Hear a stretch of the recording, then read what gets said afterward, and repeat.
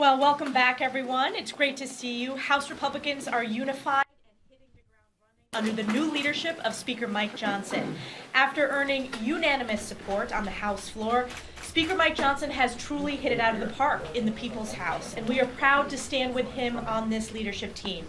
House Republicans overwhelmingly passed our resolution showing our unequivocal support for Israel on the House floor, and both Speaker Johnson and Majority Leader Scalise were widely praised for their strong statements over the weekend at the Republican Jewish Coalition in Nevada. Let us be clear, House Republicans will always stand by our precious ally Israel, and we will speak loudly and clearly when it comes to standing against the heinous rise in anti-Semitism, both at home and abroad. We proudly stand with Israel instead of Joe Biden's army of IRS agents, and shame on Joe Biden for threatening to veto this critical Israel aid package. In addition, House Republicans passed multiple conservative appropriations bills in less than 1 week, and we're working to bring more bills to the floor in the coming days. So many of the press said it couldn't be done, and yet House Republicans continue to deliver. And I also wanted to take a moment to highlight the bombshell evidence damning Joe Biden uncovered by our Oversight Committee. Bank records showing Joe Biden received $40,000 in laundered money from communist China in a form of a personal check from the account of his brother direct to Joe Biden. Remember when the White House desperately said that Joe Biden didn't discuss business with his family, and then they had to clean that up? And then they desperately corrected, saying that they were not involved in this family business. Both statements are false and should be reported as such. Joe Biden is clearly compromised, and the American people know it. House Republicans will continue to follow the facts to ensure accountability for the American people and deliver legislative results under this new era of leadership with Speaker Mike Johnson. With that, I'm honored to turn it over to my colleague, our whip, Tom Emmer. Thank you, Elise. And this team is unified. But today we have some serious business. Babies burned alive in ovens. Girls raped so violently their pelvic bones broke. Young people mowed down as they ran for their lives at a music festival. Victims paraded through the streets in celebration. This is Hamas. Our ally Israel is the only democracy in the Middle East. It's fighting for its very existence and defending themselves from unequivocal acts of terror as we speak. And yet, it's baffling that some of our colleagues on the other side of the aisle have a hard time calling Hamas's barbarity what it is: terrorism. It's terrorism that should never be tolerated.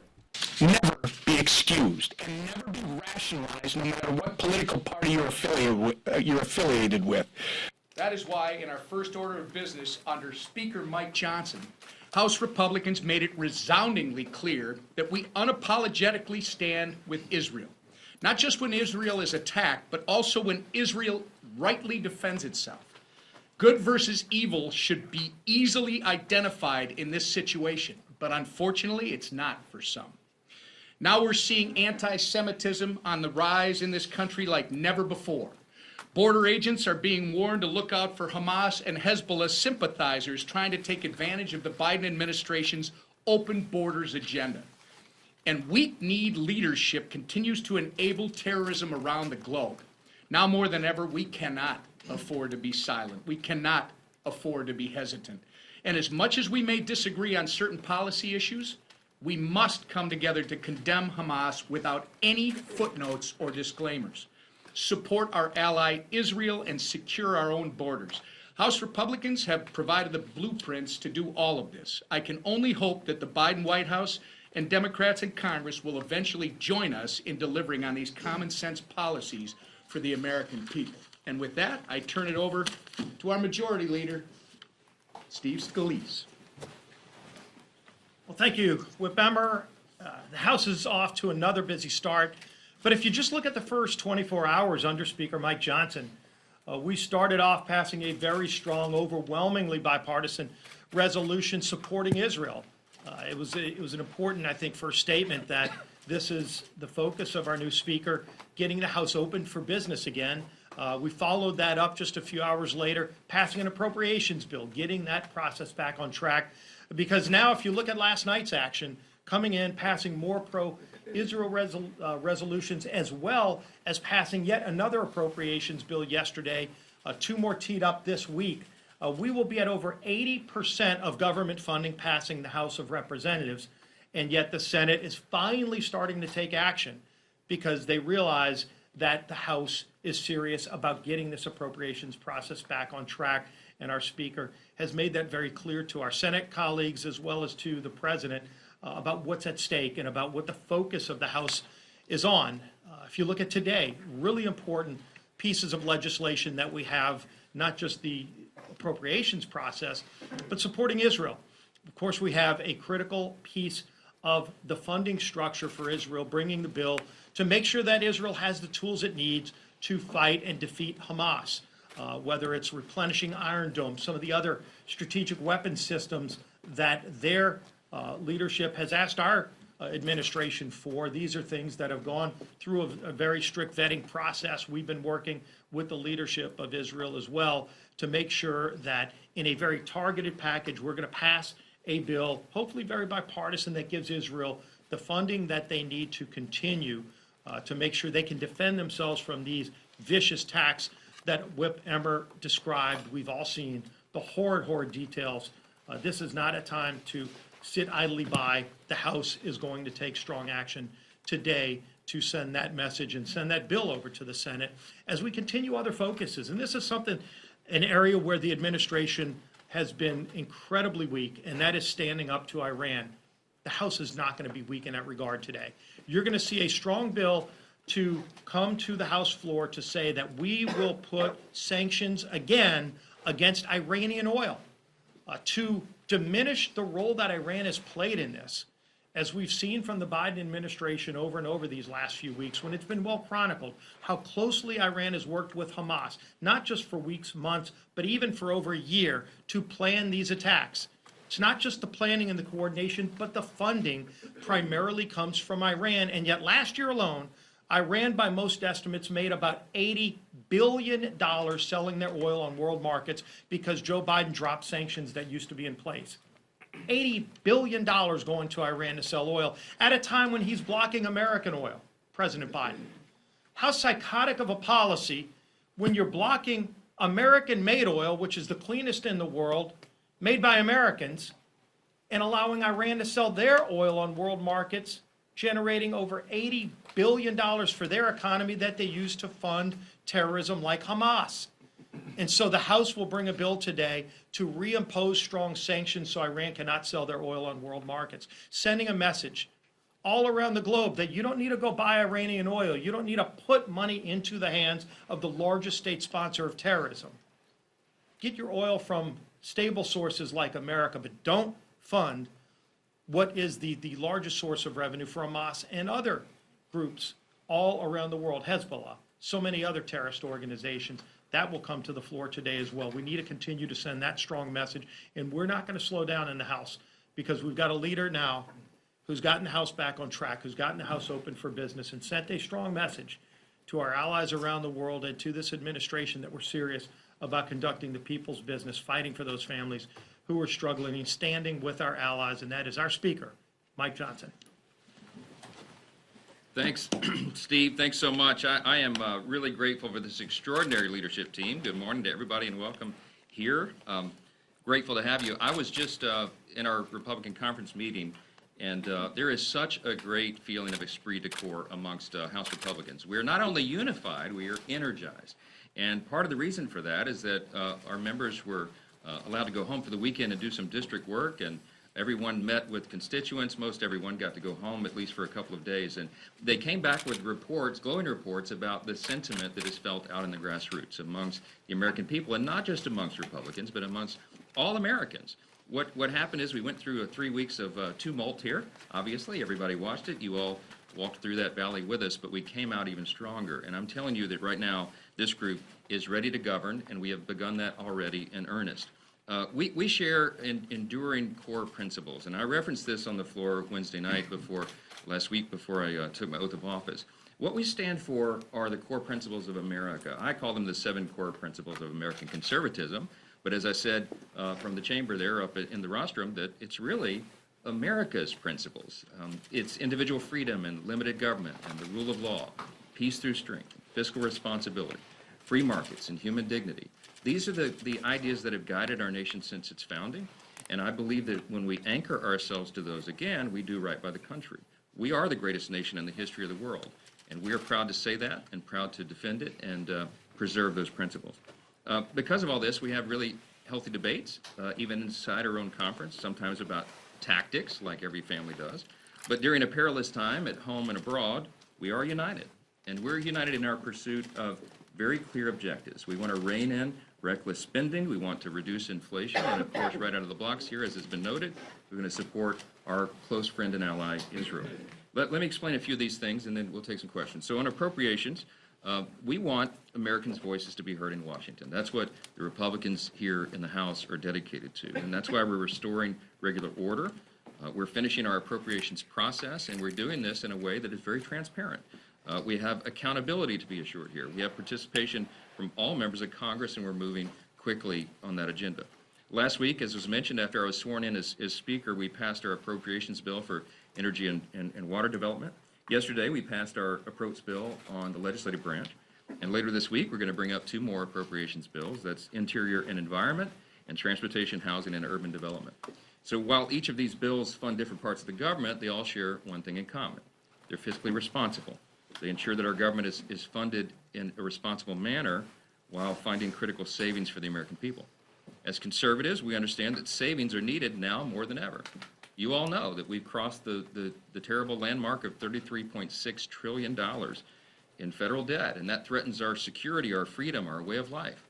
Treasury Department announced earlier this week that we have to borrow, and the American people need to understand the scope of this. We are going to borrow an additional $1.5 trillion just to fund the government over the next 2 quarters, 6 months. We're going to have to borrow the money. This is not a sustainable trajectory.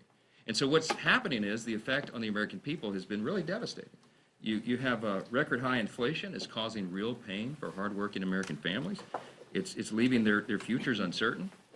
Families are having to make very tough, life-altering decisions because the cost of living is too high.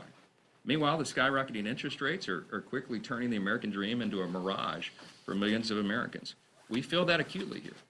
And that's why House Republicans will not stop until we get this job done. We're on pace now to have 8 of our 12 appropriations bills passed by flyout tomorrow, as you heard. And we'll be right back here over the next 2 weeks to finish the job. If you need a reminder, that's 8 more appropriations bills passed than the Democrat-led Senate, which has passed, as of today, 0 appropriations bills. We're doing our job, and we hope and expect that they'll do the same. Regarding Israel, while House Republicans are leading on approps, we're also leading the charge to support our cherished friend.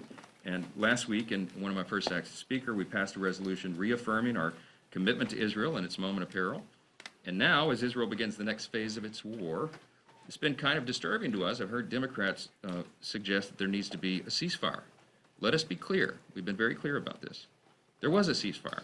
It was before October 7th, and Hamas broke it, and Israelis suffered unspeakable acts of evil, as you've heard even recounted here this morning. Israel doesn't need a ceasefire. It needs its allies to cease with the politics and deliver support now. And that's what we're doing. House Republicans plan to do that. We're going to do it in short order, and it provides Israel the aid it needs to defend itself, free its hostages, and eradicate Hamas, which is a mission that must be accomplished. All of this, while we also work to ensure responsible spending and reduce the size of the federal government to pay for that commitment to our friend and ally. We cannot waste any time getting Israel the aid it needs. We're going to work on that. We'll take a few questions. Speaker Johnson, good to see you down here. Thanks. You say that the GOP is unified. Is that to mean that you've been able to flip Thomas Massey and MTG in the last couple of days here on this Israel package, or are you moving forward without that? I've had great discussions with Thomas and Marjorie, are close friends and committed conservatives, and I don't disagree with them on many issues and principles. They understand the necessity of us getting our appropriations bills done and sent over, and also the peril that Israel is in. Steve Scalise mentioned that on Saturday we were in Las Vegas. We flew over there for the night to be with the Republican Jewish Coalition. And there was a gentleman there who was on stage who spoke before us, and he shared harrowing firsthand accounts. He was a support worker in Israel of the things he saw with his own 2 eyes. And I won't even repeat them here because it's just so jarring to hear it. But what they're doing to small children and pregnant women and the rest. I spoke with Prime Minister Netanyahu on the phone on Saturday evening, and he used the terms that the next day he used in a public statement, and he said this is a battle between good and evil. It's between light and darkness, and I could not agree more. There is absolutely no equivocation here. We have to stand with Israel, and so even our most hardline, fiscal conservatives and those who typically oppose the idea of foreign aid in principle, they understand the necessity of this and what it means, and so I'm optimistic we'll get those bills out of the line. I'm not going to speak for either of them, but I'll tell you that I'm continually speaking with them, and we'll see how that goes. Just a follow-up, you stress the need to be able to pay for the Israel funding. As you know, President Biden has issued a veto threat on this bill. Would you consider putting a bill on the floor that includes funding for Israel but does not have spending cuts, or is that a non-starter? No, listen, we are in dire straits as a nation, and if you talk to leaders at the Joint Chiefs of Staff, the Pentagon, sometimes even in recent years under oath, they've testified before the House Armed Services Committee, where I served until since last week. If you ask them what the greatest threat is to our national security, you would expect, most people expect they'd say China, Russia, Iran, terrorism. They say it's the national debt. We have to address it. We have obligations and we have commitments, and we want to protect and help and assist our friend Israel, but we have to keep our own house in order as well. And I think people at home, I think the American people understand that. At home, you have to balance your budget. At home, you have to make tough decisions. And Washington should run the same way. And so we are here to change the environment, to change the paradigm, the way Washington thinks. If we continue on the trajectory we're on, it's going to hurt our country terribly, and it's going to hurt hardworking Americans even more, seniors and the rest. So we have to, while we take care of obligations, we've got to do it in a responsible manner. So I made this very clear to the President, myself, in our cordial meeting that we had. I've made it very clear to our colleagues, House Republicans. I spoke at their, Senate Republicans. I spoke at their luncheon yesterday. To every cabinet official I've spoken to, all the way down the line, that we're going to do this in a responsible manner, and that's a very important principle for us. Mr. Speaker, Can I get a timeline from you on your thoughts about impeachment? Chairman Comer has suggested that his investigation is winding down. Do you feel right now that there is enough evidence to move on articles of impeachment? And how quickly could we see that process play out? And if you've already decided that you're heading towards articles of impeachment, or is there more that you need to see? So, many of you know my background. I'm a constitutional law attorney. I believe this is a very serious matter. I was called upon to serve on the impeachment defense team in the House twice under President Trump when the Democrats used it for raw partisan political purposes, and I decried that at each step of the way. The reason is because the impeachment power that we have in the Constitution, in the House specifically, next to a declaration of war, you could argue it's the heaviest power that we have, and it cannot be wielded for political purposes. So I have been very consistent, intellectually consistent in this, and persistent that we have to follow due process and we have to follow the law. That means following our obligation under the Constitution and doing appropriate investigations in the right way, at the right pace, so that the evidence comes in and we follow the evidence where it leads. We follow the truth where it leads. So as we stand here today, I'm not predetermined that, but I do believe that very soon we are coming to a point of decision on it. We're in the impeachment inquiry phase, as you know, which is an important step in that due process. And what you're seeing right now, although a lot of American people are anxious about this, many Republicans across the country are anxious to get to the end point on this, and I think some Democrats want to know how it ends as well. What you're seeing right now is a deliberate constitutional process that was envisioned by the founders, the framers of the Constitution. This is how they envisioned this to go, not the way the Democrats did it, snap impeachments, sham impeachments, and all the rest. So I know that people are anxious about it, but I will say, Chairman Comer, Chairman Jordan in Judiciary, Chairman Smith in Ways and Means, they've done an extraordinary job, very methodically, and I would say outside the scope of politics. They've been taking in the evidence as it goes. So we're going to follow the evidence where it leads, and we'll see. And I'm not going to predetermine it this morning. Mr. Speaker, Mr. Speaker, this has obviously been a whirlwind week for you with a lot of changes. You have a security detail now. People want to take photos with you in the Capitol. It's been probably a jarring transition. Can you talk on a personal level what this week has been like for you and your family back at home? Well, I'm from Louisiana, so I describe everything in either football or hurricane metaphors. Let me say this is like an F5 hurricane. It's been a whirlwind, but in a great way. Scott, we're so humbled and blessed to have been asked by our colleagues to do this, and to have a unanimous vote on the floor was an extraordinary thing, and we needed that to unify our conference. And And the energy that's being felt around the country, I'm under no illusion, it's not about me. It's about this idea that we can unify, this team can pull together and get this job done for the country. And so it's a historic moment. And I don't believe I overstated it. I think I said this on the floor Wednesday night, but I genuinely believe that the future of our republic may well be decided in the next 12 to 14 months. This is a heavy time. If you look over the scope of all of human history, and I'm an amateur historian myself, you'd be hard-pressed to find a moment in our history where there are so many challenges sort of compounded upon us at the same time. And so maybe the time of the Civil War. I mean, I think arguably even in the World Wars and the Great Depression, we've not seen the collection of challenges upon us as we face right now. So we go into that very sober-minded. The first week in the job has been a whirlwind. I've spent time with 3 heads of state, cabinet officials, the secretaries of defense, and the chairman of the Joint Chiefs, and individual members of the Senate, and all of them collectively, and everyone. My message has been the same to everyone. Let's stay the course. Let's be steady. Let's provide principled leadership. And I commit that that's going to happen in the House. We're serious about it, and we'll continue it. So, Mr. Speaker. You have some appointments to make as well, whether it be to Intel and your debt commission. You said you've been thinking about chair, and you kind of want to launch that this week. I think you said on Sunday, in a matter of days it could launch. Have you thought about who's going to chair the commission and who you would appoint on Intel as well? I've thought a lot about it, but I'm not going to reveal it here. But we have some great candidates to chair the Debt Commission. And by the way, it will not only be bipartisan. I don't know if you noticed, but when I mentioned that on the floor last week, many of our Democrat colleagues applauded that as well. That's a very encouraging sign that this is not a partisan issue. The debt is something that we all have to contend with. And so it's not only going to be bipartisan, but also bicameral. So I mentioned I had lunch with the Senate Republicans yesterday. They were all there. And I mentioned that, and the idea was met with great enthusiasm. So I believe we're going to have very thoughtful people on both sides of the aisle in both chambers come together and have some very productive discussions about that. And by the way, I believe it's also an important principle that the Speaker not predetermine the outcome of that or dictate, objectives or benchmarks. I think it needs to be an organic decision process that's made by very thoughtful people who have a passion about the issue and have expertise in the subject matter. And we have, thankfully, an embarrassment of riches because we have so many people in our conference, for example, who do have great expertise and many ideas on this, and I think that the time has come for it. So when I said I wanted to do it immediately, I meant that, and it's a top priority right now. Let me take one more. Mr. Speaker. One more, please. Mr. Speaker. Okay, let me get Jake and I'll On government funding, Sure. because you're 2 weeks away from the government funding deadline, is your plan to move forward with a CR into January, and when do you plan to move on that? Well, it's yet to be determined. I mean, I think everyone here recognizes that just because we're running out of time, that we may not get all this done by November 17th. As quickly as we're moving the approach bills here, the Senate's a little behind, and obviously we have the conference committee process and all of that. So there's a growing recognition that we are going to need another stopgap funding measure.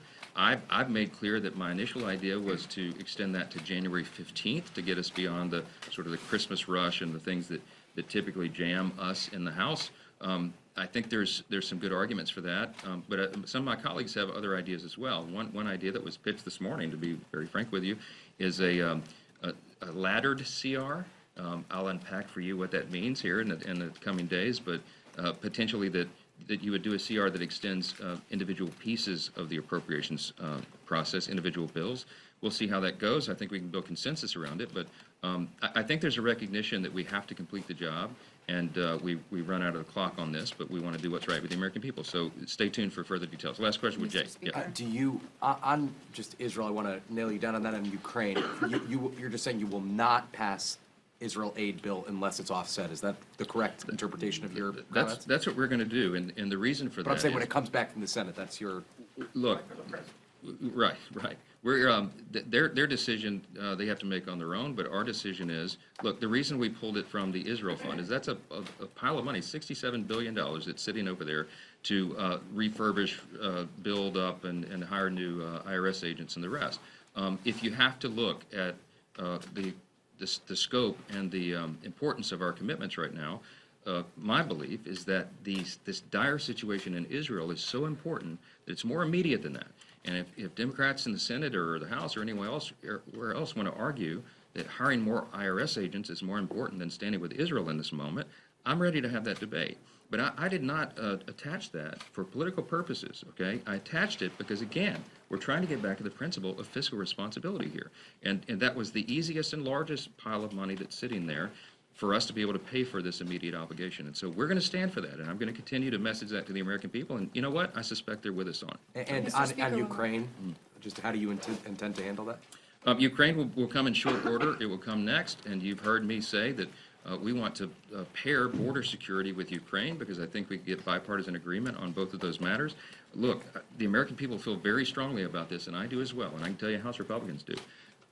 We have obligations, and we have things that we can and should do around the world, but we have to take care of our own house first. And as long as the border's wide open, we're opening ourselves up for great threat. And again, it's just a matter of principle that we're going to take care of a border in Ukraine. We need to take care of America's border as well. And I think there's bipartisan support for that idea. We're going to get right to Speaker, that. Mr. Free Speaker, time. sneak in one more? Thank you, Mr. Speaker. Thank you. Predictions on LSU and Bama?